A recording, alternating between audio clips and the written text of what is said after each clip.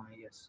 तो मैंने बताया यहाँ पर फर्स्ट क्वेश्चन को जो डिस्कस किया, डीसी के लिए फ्रीक्वेंसी 0 होती है, कैपेसिटिव रिएक्टेंस इनफाइनाइट, या अगर हम बताएं एक कैपेसिटर में एसी का यूज कर रखा है, डीसी सोर्स का यूज कर रखा है, कैपेसिटेंस सी है, यहाँ पर एक बल्ब है, यहाँ पर एक बल्ब है। डीसी के केस में ये बल्ब ग्लो नहीं करता है, एसी के केस में पहले चार्ज इस पे आएगा पॉजिटिव नेगेटिव, तो करंट जैसे ये चला फिर ये चलेगा, इस तरह से करंट बार बार इस तरह से मूव करता रहेगा।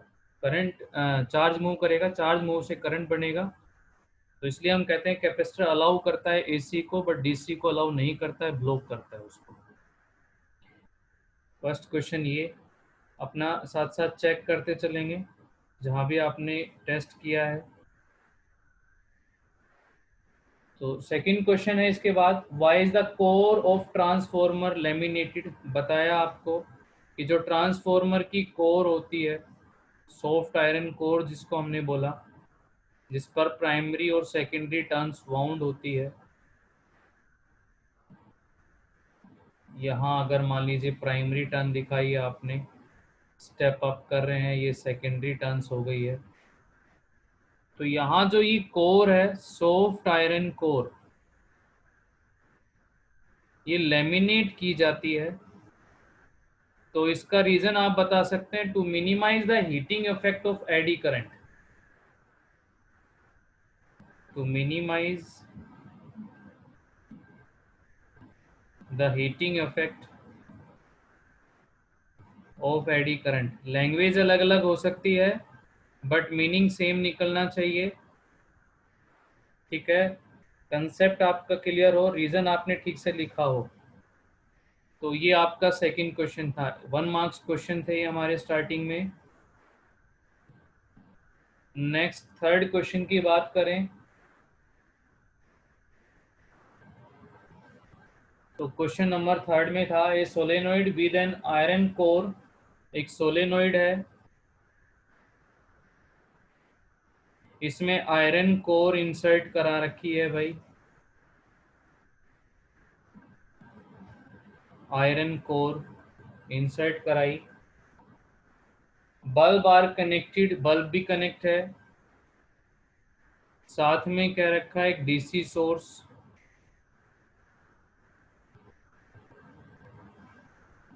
How does the brightness of the bulb change when the iron rod is removed from the solenoid? अगर इस आयरन रोड को निकाल लें सोलेनोइड से तो बल्ब की ब्राइटनेस पे क्या इफेक्ट पड़ेगा? कोई बताए जिसको कॉन्फिडेंट है कि हाँ सर मेरा सही है। No change, remain same. बिल्कुल ठीक, राइट आंसर, सेम रहेगी। बिल्कुल राइट है, मतलब तुमने बात को पकड़ लिया कि जो डीसी सोर्स लगा रखा है यहाँ पर, ये था मेनली कि डीसी सोर्स में तो इंडक्टेंस आती ही नहीं है हमारी, जो एक्सेल हो जाती है वो 0, तो चेंज ही नहीं होगी। और अगर एसी होता तो ब्राइटनेस इसकी बढ़ती, क्योंकि इसको रिमूव किया गया है। तो ठीक है, जिसने कह दिया कि कोई चेंज नहीं, वो आप पूरा मार्क्स ले सकता है यहाँ पर। नेक्स्ट क्वेश्चन, फोर्थ क्वेश्चन पे चलते हैं बच्चों। Draw the graph showing the variation of resistance with frequency for inductor, capacitor and resistance. तो आपके जो ग्राफ बनेंगे फ्रीक्वेंसी और रेजिस्टेंस के साथ, तो फ्रीक्वेंसी चेंज करने पे रेजिस्टेंस कांस्टेंट रहेगा, वो किसके लिए रहेगा, रजिस्टर के लिए।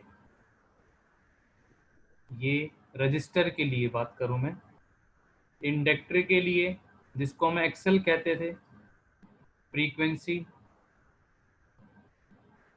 तो इंडक्टर के केस में फ्रीक्वेंसी बढ़ाने से बढ़ता है ये, कैपेसिटर के केस में, कैपेसिटर के केस में एक्सी और म्यू, तो फ्रीक्वेंसी बढ़ाने से ये डिक्रीज होता है। ये आपके तीनों ग्राफ हो जाएंगे, रजिस्टर, इंडक्टर एंड कैपेसिटर। किसी का अगर कोई भी एक भी ग्राफ गलत हुआ है तो हाफ मार्क डिटेक्ट कर लेगा भाई वो। नेक्स्ट हमारा फोर्थ क्वेश्चन था जी, ड्रा, ये फोर्थ ही था, फोर्थ हो गया हमारा, ठीक है। Fifth question, what is the power dissipate, power dissipate निकालनी है आपने, power loss E is equals to equation दे रखी है 230 किसी भी एक डिवाइस पे 230 sine omega t plus π/2 and I is equals to दिया है 10 साइन ओमेगा टी। इक्वेशन देखिए थोड़ा ध्यान से, आपका आंसर यहीं पर छुपा हुआ है, आंसर इसी में ही है, 0। बिल्कुल 0 राइट, क्योंकि आप देख रहे हैं, बिल्कुल राइट है आपका आंसर। फेज डिफरेंस π/2 का है, और जैसा कि यहाँ देख रहे हैं ईएमएफ ने बढ़त ले रखी है करंट से π/2, तो ईएमएफ जहाँ पर, इंडक्टर। हाँ बिल्कुल ठीक, ईएमएफ लीड कर रहा है करंट से, तो इंडक्टिव सर्किट है ये, सर्किट में इंडक्टर कनेक्ट है और इंडक्टर पे पावर डिसिपेट 0 आता है। तो ये थोड़ा कंसेप्ट बेस्ड क्वेश्चन हो गए हमारे एक एक नंबर के। और क्योंकि अब जो आपका पेपर होगा, एग्ज़ाम होगा, उसमें 1 मार्क्स क्वेश्चन ज़्यादा आएंगे, 50% 1 मार्क्स क्वेश्चन आएंगे, देख लो आपके, वो सब इसी तरह से पूछे जाएंगे। कंसेप्ट पे छोटे छोटे क्वेश्चंस बनेंगे। सर पैटर्न दोबारा चेंज होगा, हाँ ऐसी देखते न्यूज आई थी। हैं, देखते हैं, अभी पैटर्न तो चेंज होता रहे लेकिन क्लास तो खुले। अब तुम्हें लग रहा है कुछ आइडिया कि स्कूल खुलने वाले हैं, जैसे जैसे न्यूज़ बन रही है ये, तो यस सर। हाँ Yes, sir. स्कूल खुलेंगे, ठीक है। और एजुकेशन डिपार्टमेंट की तरफ से ये क्लियर हो चुका है, खासतौर पे सीबीएसई की, 0 सेशन बिल्कुल नहीं होगा, एग्ज़ाम होंगे, सभी कॉलेज में डिग्रियां मिलेंगी और स्कूलों में मार्कशीट मिलेंगी। एग्ज़ाम मतलब डेफिनेट होने हैं, प्रिपेयर रहो। हम चाह रहे हैं कि स्कूल खुलने तक हमारी बचे तो मुश्किल से कोई 1 यूनिट बचे, जब तक हम पूरा कर लें सिलेबस को, स्कूल में बस रिवीजन चलेगी सब। तो मैं बता देता हूँ, कल से हम नई यूनिट स्टार्ट करेंगे, पहली 4 हो गई है हमारी, और उसके बाद कल से स्टार्ट करेंगे हम इलेक्ट्रोमैग्नेटिक वेव्स को, जो हमारी यूनिट नंबर 5 होगी। बट जैसा कि मैं देख पा रहा हूँ, जैसे रिकॉर्डिंग जाने लगी है तो लाइव क्लास में स्टूडेंट आने कम हो गए हैं, वो ठीक नहीं है भाई। चलिए 6th क्वेश्चन था हमारा, find the time required for a 60 hertz alternating current to reach its maximum value. Frequency दे रखी है 60 हर्ट्ज फ्रीक्वेंसी, और इसमें टाइम रिक्वायर्ड पूछा है। तो देखिए हम जो इस तरह से एक इसी के लिए डायग्राम ड्रॉ करते हैं, तो ये 0, ये पूरा साइकिल का 1/4 टाइम, ये हाफ टाइम, ये 3t/4, और ये पूरा टाइम। तो यहाँ पर करंट अपनी मैक्सिमम वैल्यू पे पहुँचता है, मतलब फुल साइकिल के 1/4 टाइम के ऊपर ये करंट मैक्सिमम पहुँचता है। तो टाइम ही पूछा है इसने कि किस टाइम पे वो मैक्सिमम पहुँच जाएगा। अब फ्रीक्वेंसी और टाइम का रिलेशन हमें पता है, mu is equals to 1/t, लेकिन ये जो t है ये पूरा टाइम नहीं है, क्या है, t/4 है।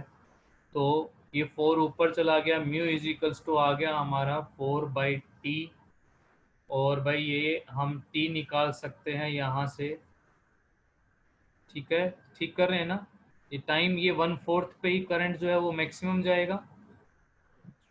सर दो इक्वेशन बना लेंगे, I is equals to I0 sin omega t से।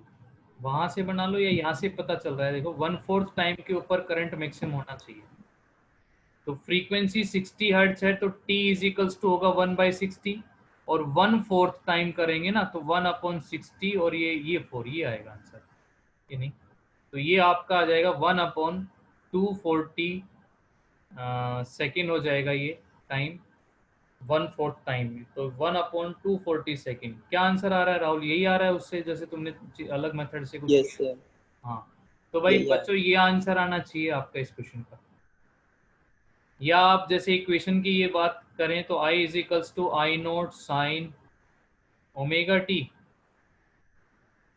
और ये करंट मैक्सिमम, तो वो टाइम आपको बताना है इसमें।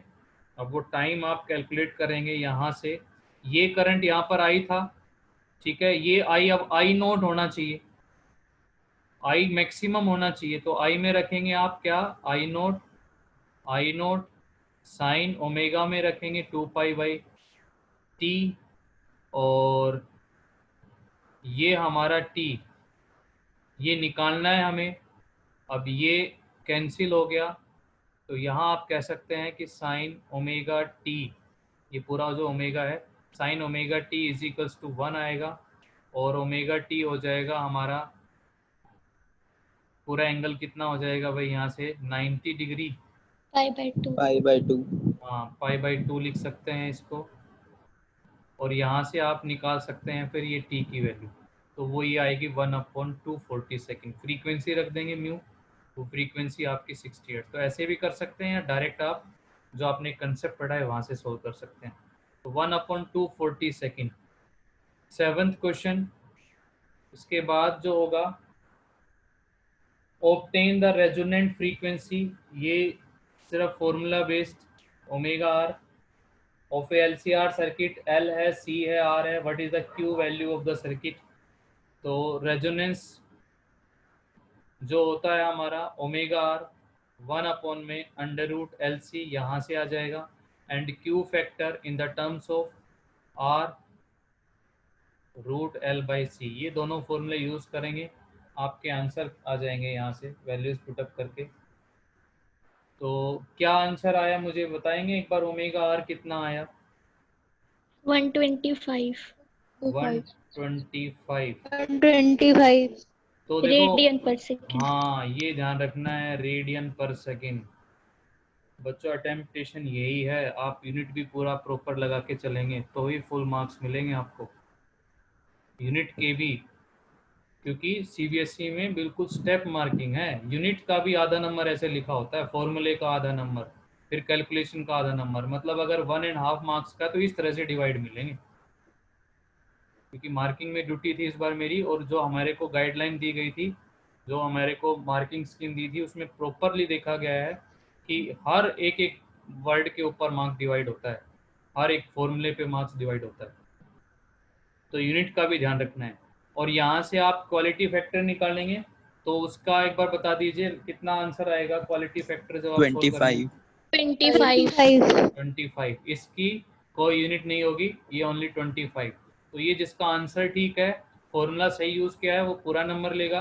आंसर में गड़बड़ है तो वो मार्क्स को डिटेक्ट करेगा हाफ मार्क, फॉर्मूला सही लिखा है तो। नेक्स्ट आता है भाई हमारा 8th question, find the impedance of the circuit. एक सर्किट है यहाँ पर, उस सर्किट में एक रेजिस्टेंस और एक कैपेसिटर है। रेजिस्टेंस है जी 20 ओम, कैपेसिटर है हमारा 2 माइक्रो फैराडे। ये एक सर्किट है, और यहाँ पर क्या है, डायरेक्ट करंट, फर्स्ट कंडीशन है, इसको डायरेक्ट करंट दिया गया है, पहले तो डीसी दिया गया है, डायरेक्ट करंट।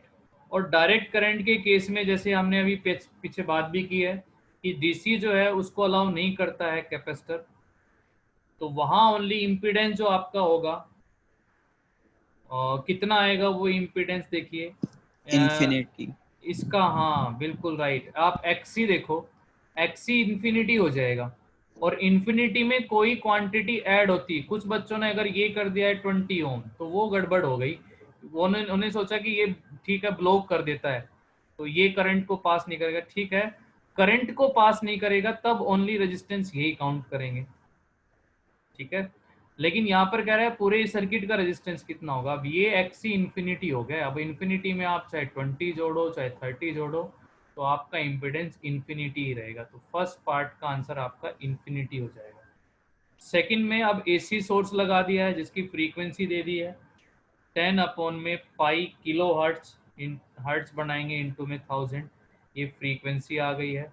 अब आप इम्पिडेंस एसी लगा दिया है तो इम्पिडेंस हो जाएगा Z equals to under root में आर स्केयर प्लस एक्सी का स्केयर, एक्सी 1/ओमेगा c, और ओमेगा में 2 पाई म्यू, म्यू की ये वैल्यू, तब आपको पूरा सोल्व करना पड़ेगा। तो सेकंड का क्या आंसर आया मुझे एक बार आंसर बता दो वैल्यूज पुटअप करके। 32 ओम। वेरी गुड, 32 ओम। तो ये आपका आंसर हो जाएगा 8 के सेकंड पार्ट का, ये फर्स्ट पार्ट और ये सेकंड पार्ट। इस तरह से आप हाफ हाफ मार्क्स डिवाइड कर लेंगे दोनों पार्ट के। क्वेश्चन नंबर इसके बाद भैया 9th आता है, what is the phase difference between the voltage across L and C voltage का phase difference in series LCR कर चुके हैं, कोई दिक्कत नहीं है, पाई का होगा फेज डिफरेंस, ऊपर वीएल और नीचे होता था वीसी, तो ये पाई का फेज डिफरेंस होगा। नेक्स्ट हमारा 10th क्वेश्चन था कि एक 11 kilowatt power can be transmitted into two ways, दो तरीके से भेजा जा रहा है, एक तो 220 वोल्ट करके और एट 50 एम्पियर पे इतनी पावर को भेजा जा रहा है। दूसरा तरीका ये इसको 22,000 वोल्ट करके और 0.5 एम्पियर करंट पे भेजा जाए, तो इन दोनों में से कौन सा अच्छा मेथड रहेगा इकोनॉमिकली? सेकंड वाला। तो सेकंड वाला। सेकंड। हाँ, क्योंकि यहाँ पर करंट कम हो गया है स्टूडेंट, करंट कम हो गया है तो H is to I square R t, heating effect कम होगा, हीटिंग इफेक्ट होगा कम तो एनर्जी सेव होगी, इकोनॉमिकली कहें तो ट्रांसमिशन खर्चा भी बचेगा हमारा, तो ये आप इसमें रीजन लिख सकते हैं। तो सेकंड मेथड जो है वो ठीक रहेगा। ये हमारे 1 मार्क्स के 10 क्वेश्चन थे, 1 into 10, तो मुझे नहीं लगता कि किसी भी क्वेश्चन में कोई प्रॉब्लम आई होगी। इसके बाद एक 11th क्वेश्चन है हमारा कि group of electric bulb, power rating दे रखी है 300 वाट, कितने बल्ब है हमें नहीं पता, पूरा ग्रुप है उसमें 300 वाट पावर रेटिंग है उनकी, और वोल्टेज जो उस पर अप्लाई कर रखी है भाई 141.4 साइन 314t प्लस π/3, ये is applied to the group, calculate effective current, आपको अफेक्टिव या आरएमएस करंट बताना है, तो P इज इक्वल्स टू क्या लिखा जाएगा यहाँ पर, ERMS IRMS, and IRMS is equals to हो जाएगा P अपॉन में ERMS। ERMS cos phi। नहीं, यहाँ पर क्यों आएगा cos phi, ये तो LCR थोड़ी ना बन रहा है, LCR का पावर फैक्टर पावर लेते हैं हम पूरा, LCR में लिखते हैं ना जो P is equals to ERMS IRMS cos phi, ये पूरा होता है। ये तो बल्ब है, रेजिस्टेंस है कुछ, तो रेजिस्टेंस में तो पावर, या मान लो आप इंडक्टर भी कहते हो सर, फिलामेंट भी तो है ऐसा, तो भी इसके अक्रॉस तो पावर जीरो आती है, ओनली रेजिस्टेंस के अक्रॉस ही पावर ड्रॉप होगी, तब हम लिखते हैं ERMS इंटू में IRMS ओनली। अगर LCR है तो फिर हम लिखते हैं ERMS IRMS cos phi, यहाँ कैपेसिटर का तो कोई जिक्र ही नहीं है इस क्वेश्चन में। अब आप वैल्यूज पुटअप कर लेंगे, तो ये गड़बड़ कर दी प्रिया ने, ERMS की वैल्यू यहाँ से निकाल लेंगे, ये E नोट रहा, क्या आंसर आएगा बच्चों बताओ मुझे इसमें अफेक्टिव करंट का? 3 एम्पियर। 3 एम्पियर, ये क्वेश्चन हम पहले भी कर चुके हैं, 3 एम्पियर आंसर आएगा, राइट। ERMS की वैल्यू रख देंगे, E नोट ये रहा हमारे पास, तो ये हमारा इस तरह से 11th क्वेश्चन हो जाएगा। इसके बाद हमारा 12th क्वेश्चन था जी, in a series LCR circuit resonance frequency दे दी है mu r is equals to 800 hertz, और हाफ पावर पॉइंट पे दो फ्रीक्वेंसी जो हम ओमेगा 1 ओमेगा 2 भी पढ़ के आए हैं वो दे रखी है 745 and 855 hertz. Calculate the quality factor of the circuit, quality आ जाएगी इसकी जो कि होता है omega r, omega 2 minus omega 1, 2 pi ऊपर से 2 पाई नीचे से तो कैंसिल हो जाएगा, आप इसको ये भी लिख सकते हैं mu r mu 2 minus mu 1, mu r आपके पास ये रहा, म्यू 2 ज़्यादा वाली रहेगी, म्यू 1 कम वाली रहेगी, यहाँ से आपका क्वालिटी फैक्टर आ जाएगा, कितना आएगा आंसर बताइए क्वालिटी फैक्टर? 80/11। 80/11, और बैंड विड्थ आपकी ये आई जाएगी 855 माइनस में 745, तो भाई 0 और 1 और ये 110 हर्ट्ज, ये आपकी बैंड विड्थ फ्रीक्वेंसी रेंज, तो फ्रीक्वेंसी डिफरेंस की। ये कुछ क्वेश्चंस थे, बहुत मुश्किल कोई टेस्ट नहीं सर। था। हाँ बोलिए। सर बैंडविड्थ तो 2 डेल्टा ओमेगा होती है, तो ओमेगा के टर्म्स में आएगा तो 2 पाई से भी तो मल्टीप्लाई होगा। क्योंकि हम बैंड विड्थ को फ्रीक्वेंसी रेंज कह रहे हैं, तो ये जो बैंड विड्थ है हमारी 2 डेल्टा ओमेगा, ठीक है, फ्रीक्वेंसी रेंज। तो अगर आप इसको ये देखो 2 डेल्टा ओमेगा, ठीक क्वेश्चन पूछा है इसने प्रिया ने। देखिए मैं इसको 2 डेल्टा ओमेगा इसलिए कह रहा था क्योंकि हमने याद हो आपको रेजोनेंस कर्व, तो उसमें एक साइड को देखिए भाई, एक सेकेंड,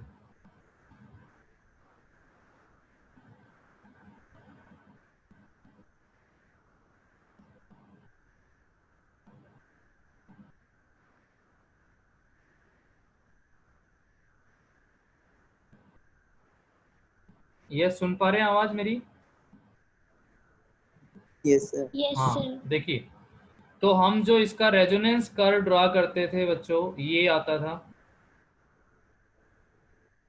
ये हमारी रेजोनेंस फ्रीक्वेंसी ओमेगा आर, इसको हमने ओमेगा 1 लिखा, इसको ओमेगा 2 लिखा, ये डेल्टा ओमेगा, ये डेल्टा ओमेगा, तब पूरा कह दिया था 2 डेल्टा ओमेगा, ठीक है। इसको हमने पूरा नाम दिया था 2 डेल्टा ओमेगा। इसको मैं ओमेगा डैश मान रहा हूं, मान लीजिए ऐसा, ओमेगा डैश, ये बैंडविड्थ होगी। और ये किसके बराबर आई थी? Omega 2 minus omega 1। अब इसको आप फ्रीक्वेंसी की टर्म में लिखना, तो 2 पाई जो है म्यू डैश, ठीक है, इसको लिखे अगर हम 2 पाई म्यू 2 माइनस 2 पाई म्यू 1। अच्छा, ये हमारी बैंडविड्थ, तो 2 पाई यहाँ से कॉमन आ गया, तो म्यू 2 माइनस में म्यू 1,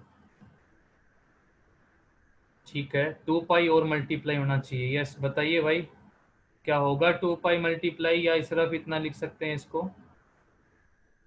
110? सर बुक होगा बुक में तो मल्टीप्लाई। कर नहीं रखा मल्टीप्लाई।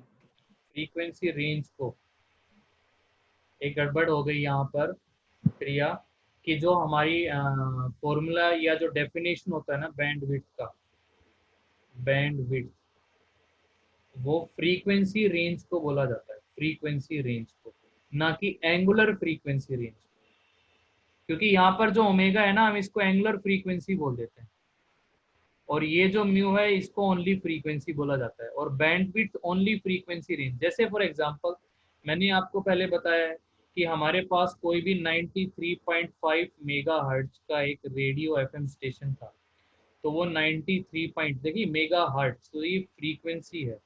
तो ठीक है, तुमने अगर 2 पाई से मल्टीप्लाई कर दिया तो अभी इसका मार्क्स मत डिडक्ट करना, बाकी आगे से ध्यान रखना भाई, ये फ्रीक्वेंसी रेंज हर्ट्ज के अंदर ही होती है बैंडविड्थ, और ये एंगुलर फ्रीक्वेंसी आती है तब हमारा 2 पाई से मल्टीप्लाई होता है।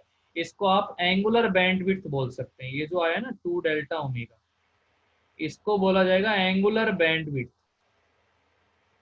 अगर एंगुलर बैंडविड्थ कहता तो आप 2 पाई से मल्टीप्लाई कर देते, लेकिन यहाँ पर कह रहा है ओनली बैंडविड्थ, तो आप फ्रीक्वेंसी से ही सोल्व कर देंगे म्यू 2 माइनस, मतलब यहाँ अभी 2 पाई से मल्टीप्लाई नहीं।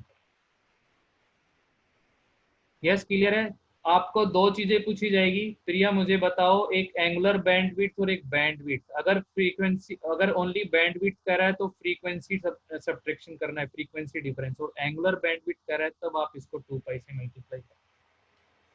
तो बुक में सही है, वो आपका 2 पाई से मल्टीप्लाई नहीं होगा, लेकिन अभी इस बार कर दिया है तो कोई बात नहीं, लेकिन आगे से ध्यान रखें। यस बताइए भाई, कोई और क्वेश्चन जो बाद में किसी ने ज्वाइन किया हो कि सर मुझे इस क्वेश्चन में डाउट लग रहा है, एक बार दोबारा से करा दो। बाकी दो क्वेश्चन थ्योरेटिकल थे, ट्रांसफॉर्मर से रिलेटेड एक क्वेश्चन था, एक एलसीआर पे एवरेज पावर ड्राइव करके दिखाना। आज के टेस्ट के लिए ये था। मैंने एक क्वेश्चन आप लोगों से पहले पूछा था क्लास में कि जो ऐसे 220 हर्ट्ज होता है, 110 हर्ट्ज होता है, 11,000 हर्ट्ज होता है, सॉरी ये वाट, मैं हर्ट्ज कह रहा हूँ, वोल्ट में 220 वोल्ट, 110 वोल्ट, 11,000 वोल्ट। तो इसमें क्वेश्चन था कि 11 के मल्टीपल से 11 का क्या जो फैक्टर है, इसका क्या रोल है यहाँ पर, तो उसका आंसर किसी को पता चला भाई? कोई इसका आंसर बताएं कि ये 11 के मल्टीपल से ही जो वोल्टेज होती है ये क्यों होती है।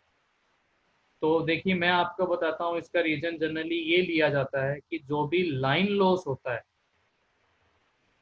ठीक है, हमने एक लाइन लॉस पढ़ा है भाई कि एक ट्रांसमिटिंग स्टेशन से एक रिसीविंग स्टेशन तक का जो एक लाइन लॉस है बीच में 10% एक्स्ट्रा बढ़ा के, कि मान लीजिए 100 वोल्ट भेजनी थी तो उसका 110 वोल्ट भेजा जाता है, क्योंकि ऐसा माना जाता है कि लगभग 10% के अप्रोक्स जो भी आप वायर यहाँ पर डिसाइड करेंगे, उसकी थिकनेस जो डिसाइड करेंगे, उसमें 10% एनर्जी का लॉस होता है। तो 10% एक्स्ट्रा उसमें ऐड करके चला जाता है, इसलिए 100 वोल्ट की जगह 110 वोल्ट भेजा जाता है, 200 की जगह 220 वोल्ट भेजा जाता है। तो 10% एनर्जी लॉस का यहाँ पर फैक्टर इन्वॉल्व किया जाता है, इसका रीजन ये दिया जाएगा। तो यहाँ आप जो भी आप टेस्ट चेक करके जो भी मार्क्स ऑब्टेन है वो मेरे पास ज़रूर भेजना। और यही है भाई, लाइव क्लास सभी ने अटेंड करनी है, जो भी नहीं कर पा रहे हैं वो उनको बोलो या मैं कॉल करूँगा फिर वापस उनको, ठीक है। तो इस चीज़ का ध्यान रखें। और कल से हम अपनी नई यूनिट स्टार्ट करेंगे, इलेक्ट्रोमैग्नेटिक वेव्स। ड्यूअल नेचर हमने कर रखी है, एटम न्यूक्लियई में न्यूक्लियई वाला पार्ट बचा है छोटा, और एक सेमीकंडक्टर। सबसे लास्ट में स्टार्ट करूंगा मैं ऑप्टिक्स, बहुत आसान सी है, ठीक है। तो वो सबसे लास्ट में करेंगे, थोड़ी बड़ी यूनिट भी है वो। तो पहले हम इन छोटी यूनिट्स को अब कवर कर लेते हैं। अब ऑप्टिक्स के अलावा सब बहुत छोटी छोटी यूनिट्स बची हैं, वो कवर हो जाएंगी। मेनली हमारा यही है पूरा इलेक्ट्रोमैग्नेटिज्म, यूनिट 1 से लेके 5 तक। जिसका ये स्ट्रॉन्ग हो गया उसके मार्क्स अच्छे आएंगे, इतना बता देता हूँ, क्योंकि स्कोरिंग यूनिट यही है हमारी स्टार्टिंग की, और एक ऑप्टिक्स, ठीक है भाई। और एक चीज़ मैंने आपको पहले भी बोला है, फीस का ज़रूर ध्यान रखो, पेरेंट्स को बोलते रहो कि हमारी टाइमली फीस डिपॉजिट होती रहे। चलिए, और किसी का कोई डाउट है तो पूछ लीजिए भाई अभी। तो आज मैं आगे कुछ पढ़ा नहीं रहा हूँ, आपको कल का भी फ्री टाइम मिला, आज आपने ये टेस्ट दे दिया है, ठीक है। पीछे का रिवीजन कोई करना चाहे तो अपना कर लेना, कोई पेंडिंग वर्क है तो। नई यूनिट हम कल से स्टार्ट करेंगे। पूछना है किसी को कोई क्वेश्चन? सर आपने क्वेश्चन नंबर 4 बताया था। जी, 4th क्वेश्चन था ये। एक बार वो दिखाना। ये अभी दिखा रहा हूँ मैं, ये था 4th क्वेश्चन। रेजिस्टेंस और इंडक्टर के साथ चेंज, इंडक्टिव रिएक्टेंस का, और कैपेसिटर के साथ चेंज फ्रीक्वेंसी का। यस, ये है प्रिया। सर ये कैपेसिटर के साथ है, ये हाँ, स्ट्रेट ना होके थोड़ा कर्व क्यों है? यहाँ पर जो वैल्यूज लिखी गई ना उसमें वेरिएशन ही इस तरह से मिला, क्योंकि ये जो हम कई बार जो इन्वर्सली प्रोपोर्शनल ग्राफ बनाते हैं कि सर ये बिल्कुल स्ट्रेट लाइन ही क्यों नहीं आया, जैसे जैसे फ्रीक्वेंसी में चेंज होता गया वैसे वैसे कैपेसिटिव रिएक्टेंस का चेंज भी बिल्कुल स्ट्रेट ना होके ये थोड़ा बहुत स्ट्रेट रखेंगे। अगर ये होता inversely proportional to r square तो हम उसको थोड़ा और इस तरह से बनाते उसका स्लोप चेंज। तो यहाँ पर जो ये स्ट्रेट जो बनने का रीजन है ना भाई, स्ट्रेट लाइन इक्वेशन एक तो नहीं बनती है, जैसे मान लीजिए यहाँ पर बनती है इस तरह की फॉर्म, कोई -mx+c, इस तरह की कोई इक्वेशन इसमें नहीं बन रही थी। तो उसके इन्वर्सली प्रोपोर्शनल को थोड़ा सा हम कर्व करके दिखा, ये मैथमेटिकली चेंज करके देखा, तो जो वैल्यूज आती गई, जैसे इसमें तो चेंज आता गया बिल्कुल लीनियरली, लेकिन इसमें थोड़ा सा कर्व चेंज आता गया कैपेसिटर के केस। मतलब ये फ्रीक्वेंसी के साथ जो वेरिएशन दिखा रहा है वो एक जैसा वेरिएशन नहीं, उसमें भी थोड़ा चेंज आ रहा है, और जबकि इंडक्टर में वेरिएशन एक जैसा मिलता है। इसलिए भी हम थोड़ा सा इसको कर्व में दिखाते हैं, बिल्कुल स्ट्रेट लाइन ना करके। सर अगर जरा सा कर्व किया है तो नंबर दें? हाँ, आपने अगर उसको लगभग स्ट्रेट रखा है और थोड़ा कर्व रखा है तो नंबर मिलेगा उसको। थोड़ा बहुत कर्व दिखाते हैं, ज़्यादा वेरिएशन नहीं, थोड़ा वेरिएशन आता है इसमें। यस, किसी का और कोई डाउट है तो वही बता दीजिए। तो ठीक है, अगली यूनिट के लिए तैयार रहें। अब कल से नेक्स्ट यूनिट स्टार्ट करेंगे, सभी ने क्लास अटेंड करनी है, लाइव भी। तो ठीक है, अभी मैं इसको खत्म कर देता हूँ क्लास।